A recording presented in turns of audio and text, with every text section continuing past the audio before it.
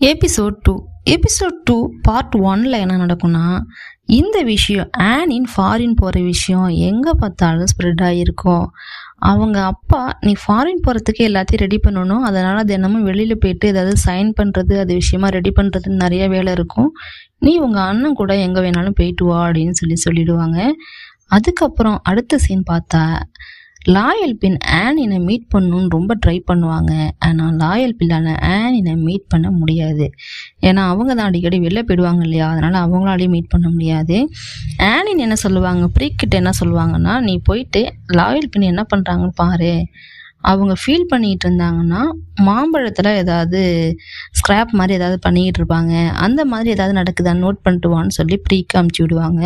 Brick போயிட்டு இருக்கும் போது அங்கே உள்ள பணிப்பெண்கள்லாம், சர்வன்ஸ்லாம் என்ன பண்ணுவாங்கன்னா, மாம்பழத்தை எடுத்து கொண்டு போய் கொடுத்துக்கிட்டு இருப்பாங்க. ஏன்னா லாயல் பின் அதில் இது பண்ணிக்கிட்டு இருக்காங்க அப்படின்னு சொல்லிட்டு அங்கே எடுத்து கொண்டு போய் கொடுத்துட்ருப்பாங்க. அப்போ லாயல் பின் ஃபீல் பண்ணுறாங்க, சேடாக இருக்காங்க அப்படிங்கிறத தெரிஞ்சுக்கிட்டு போய் அவங்களாம் ஆனின் கிட்ட சொல்லுவாங்க.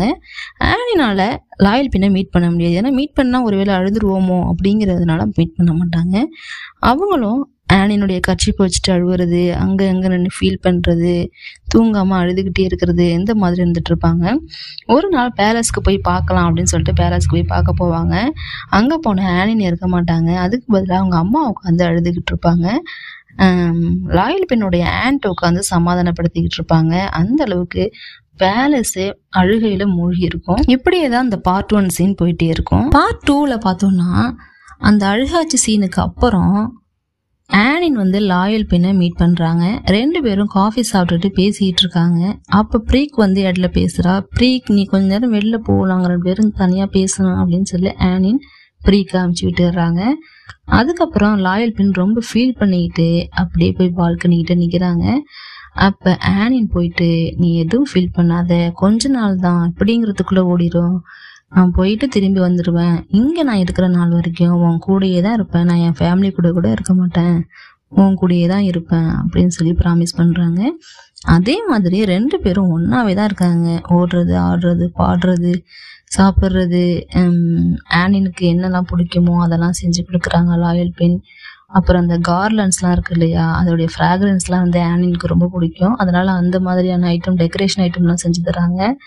அதை ஒரு டெக்கரேஷன் ஐட்டமாக ஒரு பூஜாடி மாதிரி செஞ்சு ஒரு இடத்துக்கு எடுத்துகிட்டு போய் தண்ணியில் விடுறாங்க, வேண்டிக்கிட்டு விடுறாங்க. அப்படி விடும்போது அவங்களுக்கு என்ன வேணும் அப்படின்னு கடவுள்கிட்ட கேட்குறாங்களோ அது கண்டிப்பாக நடக்கும்னு ஒரு நம்பிக்கை. அன்னைக்கு நைட் அந்த ஃபங்க்ஷன் தான்.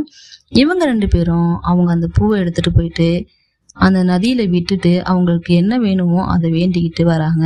இதுதான் பார்ட் 2ல நடக்குது. பார்ட் 3 வந்தோடனே ஆனினை சென்டா பண்ணுற சீன் வந்துடுது.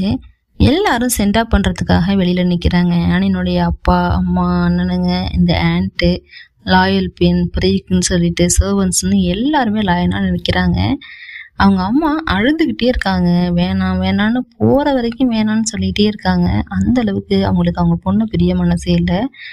லாயல் பின்குள்ளே நிறைய விஷயங்கள் ஓடிக்கிட்டு இருக்கு. இருந்தாலும் அவங்கெல்லாம் இருக்கும் போது எதையும் வெளிக்காட்டக்கூடாதுன்னு அவங்களும் அமைதியாக இருக்காங்க. ஆனினுக்கும் கண்ணு கலங்கிக்கிட்டே இருக்கு லாயல் பின்னை பார்த்து. அவங்களும் எதையும் எக்ஸ்ப்ரெஸ் பண்ணவே இல்லை. எல்லாருக்கும் ஃபார்மலாக ஒரு பாய் சொல்கிற மாதிரி தான் அதே மாதிரி தான் லாயல் பின்னுக்கும் சொல்லிட்டு போகிறாங்க. காரில் ஏறி உட்காந்து கையை அசைச்சிக்கிட்டு லாயல் பின்னை பார்த்துக்கிட்டு அழுதுகிட்டே போகிறாங்க. இதுக்கப்புறம் என்ன ஆகுதுன்னா, ப்ரீக் ஓடி லாயல் பின்னுக்கிட்ட, ஃபீல் பண்ணிக்கிட்டு இருக்க லாயல் பின்கிட்ட ஒரு லெட்டரை நீட்டுறா. அது என்னன்னு பார்த்தா ஆனின் போட்ட லெட்டர் தான் அது. இவங்க 2 பேரும் இதுக்கப்புறம் லெட்டர்லேயே வாழ ஆரம்பிக்கிறாங்க. அங்கேருந்து இங்கே லெட்ரு வர்றதும், இங்கேருந்து அவங்க லெட்ரு போடுறதும், இது மாதிரியே போயிட்டு இருக்கு. அவங்க அங்கே நடக்கிற விஷயங்கள்லாம் எழுதி அனுப்புகிறாங்க, இவங்க இங்கே நடக்கிற விஷயங்கள்லாம் எழுதி அனுப்புகிறாங்க. அதுலேயும் முக்கியமாக ஆனின் உன் ஞாபகத்தில் தான் இருக்கேன் அப்படிங்கிறத ரொம்ப அழுத்தமாக ஆழமாக சொல்கிறாங்க அந்த லெட்டரில். இதெல்லாம் ஒரு பக்கம் போயிட்டு இருக்கும்போது லாயல் பின்னுடைய படிப்பும் இன்னொரு பக்கம் போயிட்டுருக்கு. யூனிவர்சிட்டியில் லாயல் பின்னை ஒரு பையன் ட்ரை பண்ணுறான். அந்த பையன் இன்னொரு பொண்ணுடைய ஹெல்ப் மூலயமா ட்ரை பண்ணுறான். அது லாயல் பின்னுடைய ஃப்ரெண்டு. அது மூலயமா இவன் ட்ரை பண்ணிக்கிட்டு இருக்கான். கொஞ்சம் கொஞ்சமாக பேசி ஃப்ரெண்ட்ஸாகவும் ஆகுறாங்க. அவன் வீட்டுக்கே ட்ராப் பண்ணிட்டும் போகிறான்.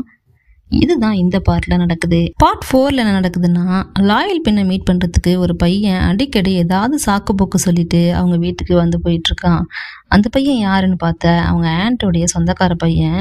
அவங்க ஆன்ட்டுக்கும் மனசுல லாயல் பெண்ணை அந்த பையனுக்கு கொடுக்கலாம் அப்படின்னு சொல்லிட்டு ஒரு ஐடியா இருக்கு. அவனும் இந்த மாதிரி ஏதாவது சொல்லிட்டு வந்து மீட் பண்ணி போயிட்டு இருக்கான்.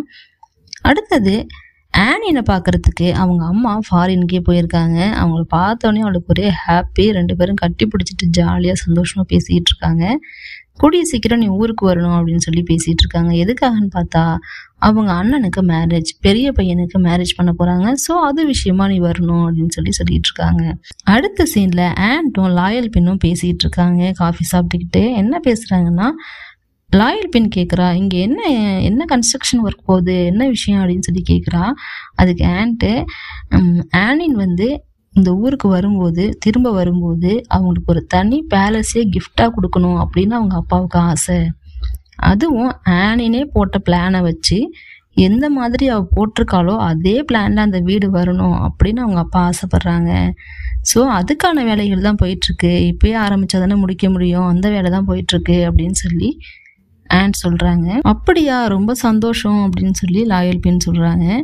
அடுத்தது அந்த வீட்டோட டெக்கரேஷன் விஷயத்தையும் அந்த ஆன்ட்டும் நம்ம லாயல் பெண்ணும் தான் பார்த்துப்பாங்க. அந்த வீட்டை டெக்கரேட் பண்ணிட்டு இருப்பாங்க. எதுக்காக டெக்கரேட் பண்ணிட்டு இருப்பாங்கன்னா, அந்த பையனுக்கு மேரேஜ் இல்லையா, அதுக்காக டெக்கரேஷன் ஒர்க் போயிட்டு இருக்கு. சர்வன்ட்ஸ் எல்லாருமே அந்த விஷயத்தை தான் பார்த்துக்கிட்டு இருக்காங்க. இந்த விஷயம் நடந்துட்டு இருக்கும்போது ப்ரீக் ஒரு விஷயத்த பார்த்து ஷாக் ஆகி ஆனின்னு கத்துவா. என்னன்னு பார்த்தா ஆனின் டக்குன்னு வந்து வீட்டுக்குள்ள நிற்பா. எல்லாருக்கும் ஒண்ணுமே சொல்ல முடியாது, எல்லாம் ஷாக்ல இருப்பாங்க. அவங்க அம்மா ஓடி வந்து கட்டி பிடிச்சிட்டு ரொம்ப சந்தோஷமா பேசுவாங்க. இதோட இந்த எபிசோடு முடிஞ்சிருது.